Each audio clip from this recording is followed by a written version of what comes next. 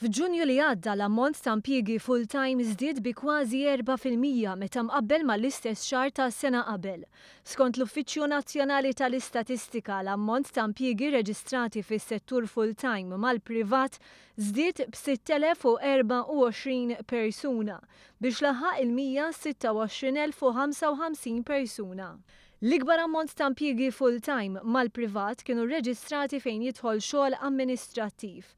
B'kuntrast, full-timers fis-settur pubbliku żdiedu bi 321 persuna biex laħqu l-44,267 persuna.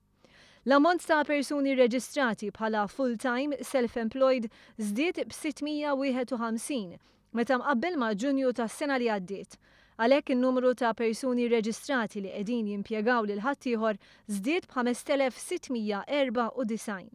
L-ammont ta' irġiel impjegati full-time żdied bi 3%, iżda kien hemm żieda akbar fl-ammont ta' nisa li daħlu għall-impjiegi full-time.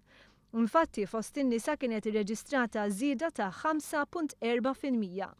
L-impjiegi part-time żdiedu bi 3.4% f'Ġunju li għadda meta mqabbel ma' Ġunju tas-sena l-oħra.